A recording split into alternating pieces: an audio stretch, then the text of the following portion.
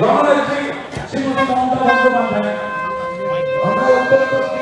মাইকটা এখানে দেবো, মাইকটা এখানে দিয়ে দে না। কুন্ডু কুন্ডু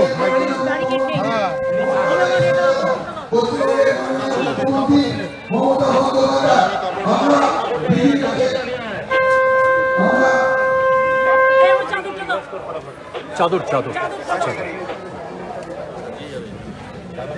আমাকে অনেক করতে, আমার গলা ব্যথা, জ্বর হয়ে যাবে। আমরা দিদি করে আছি, দিদি না হলে আমাদের পুজোটা হয় না। কলকাতা দুর্গাপুজো আজকে এই জায়গায় পৌঁছে গেছে। আমাদের মুখ্যমন্ত্রী মমতা বন্দ্যোপাধ্যায়ের জন্য সবার কাছে আমি দোয়ার করবো, আপনার হাতে নিয়ে মমতা বন্দ্যোপাধ্যায়কে স্বাগত জানাই। এবং আমি একটা কথা শুরু করবো, আজকে গত 15 বছর ধরে কলকাতা দুর্গাপুজো আজকে এই জায়গায় এসে পৌঁছেছে আজকে আমাদের দিদির জন্য।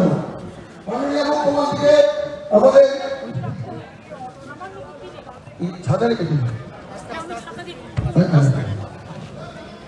মাননীয় মুখ্যমন্ত্রী আমার সেই জন্য আমি রিস্ক নিচ্ছি না, কারণ এই বৃষ্টিতে ভিজে মাথায় একটা ছাতা, মাথায় একটা প্যান্ডেলও পড়ে না। আর আমাকে এখন 4-5 দিন কন্টিনিউয়াস করতে হবে প্রায় 2500 পুজো উদ্বোধন। আমি শুধু স্বাস্থ্যের জন্য অতি চুক্তি এদের সকলের জন্য এবং হাতিবাজারের জন্য আপনাদের সকলকে অনেক স্মারক শুভেচ্ছা জানাচ্ছি। ওনাকে ডাকো, দেশ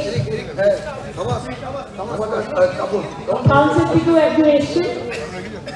Our congratulations to him and also the Puja best wishes to his country and his family members also. আমি আপনাদের সকলকে স্মারক শুভেচ্ছা জানাচ্ছি, কিন্তু অনুরোধ করবো বৃষ্টিতে ভিজবেন না, ভীষণ ইনফ্লুয়েঞ্জা হচ্ছে এবং এই বৃষ্টিতে ভিজলে কিন্তু পুজো কদিন এনজয় করতে পারবেন না। তাই সকলকে বলবো, আমিও চাই না বেশি টাইম নিয়ে আপনাদের বৃষ্টিকে ভেজানো হোক। দেখছেন একদিকে দুর্যোগ, একদিকে দুর্ভোগ, কালকে মহালয়া মাতৃতর্পণ হবে। বিরোধী আমাদের এই আজকের দিনে এই রাজ্যে যদি কেউ হয় তার নাম শুভেন্দু অধিকারী। সবচেয়ে বড় হিন্দু বিরোধী তার নাম শুভেন্দু অধিকারী। কেন? কারণ দুর্গোৎসব নিয়ে, দুর্গা পুজো নিয়ে যে কারুর এত গাত্রদাহ থাকতে পারে, আমি মানে আমার ভাবনার বাইরে। প্রথম কথা।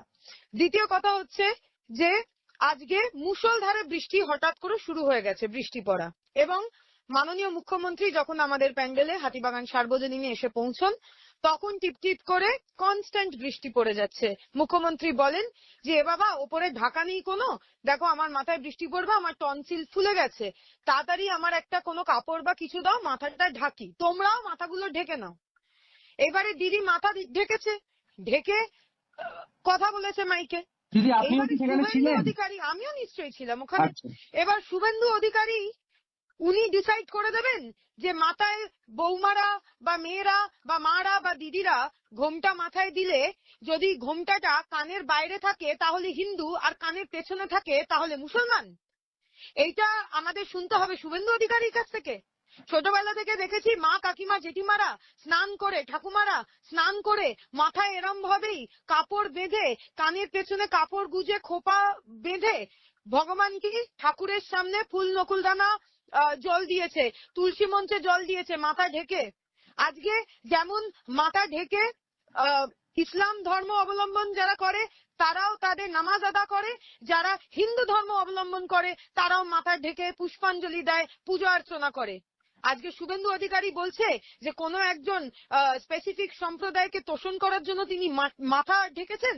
মানে একটা তুচ্ছ জিনিস যে বৃষ্টিতে যাতে বৃষ্টির জলটা মাথায় না পড়ে, তিনি মুখ্যমন্ত্রী, তার 3000-এর উপরে বেশি প্যান্ডেল উদ্বোধন করবার পরিকল্পনা, তিনি যদি এই প্রথম আমাদের হাতিবাগান দিয়ে শুরু করলেন, তার যদি বৃষ্টির জল মাথায় পড়ে শরীর খারাপ হয়ে যায় তাহলে তিনি সেই বাকি কর্মকাণ্ডগুলো করতে পারবেন না। আর সেই নিয়ে নোংরা সাম্প্রদায়িক রাজনীতি যে খেলছে সে সবচেয়ে বড় হিন্দু বিরোধী। ওর থেকে আমরা হিন্দু ধর্ম শুনে নেব না, কিন্তু আবার পরোক্ষভাবে এটাও বলবো ইনি যত এই পাগলের প্রলাপ করবেন তত ভারতীয় জনতা পার্টি শূন্য থেকে নিশ্চিহ্ন হয়ে যাবে পশ্চিমবঙ্গে। না, কিন্তু উনি বলছেন হিন্দুদের আস্থা এবং হিন্দুদের রীতিনীতি পরস্পরাতে আঘাত। আমি পরিষ্কার আমার ফেসবুকে লিখেছি, মুখ্যমন্ত্রী পরিষ্কার বলেছেন প্যান্ডেলের ভেতরে পর্যন্ত ঢোকেননি। তিনি বলেছেন তিনি মণ্ডপ, তিনি দুর্গোৎসব, যে উৎসব, যে প্যান্ডেলের প্রিভিউ, যে আর্ট এন্ড কালচারের প্রিভিউ, সেইটার আনুষ্ঠানিক ওপেনিং করেছেন ফিতে কেটে। তিনি পুজোর ওপেনিং করেননি। তাই জন্য আগে শিখতে হয়, আগে জানতে হয়, আগে খবর পড়তে হয়। অর্ধশিক্ষিত উন্মাদের মতন কিছু বলে দিলেই হয় না নিউজ মিডিয়া চ্যানেলে।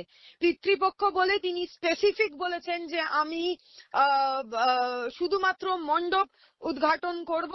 আমি এর চেয়ে বেশি ভেতরেও যাননি তিনি মণ্ডপের। বাইরে থেকে বেরিয়ে আমাদের জনসাধারণের সাথে তিনি দেখা করে তিনি বেরিয়ে গেছেন। তো কোথায় হিন্দু সেন্টিমেন্ট এখানে এফেক্টেড হলো? আসলে কি বলুন তো, রাজনৈতিকভাবে এতটা দেউলিয়া, মানে এতটা দেউলিয়া যে আজকে এই ছোট্ট তুচ্ছ একটা ব্যাপারও তাকে রাজনৈতিককরণ করতে হচ্ছে তাকে। এর থেকে বেশি দুঃখজনক আর কিছু হতে পারে।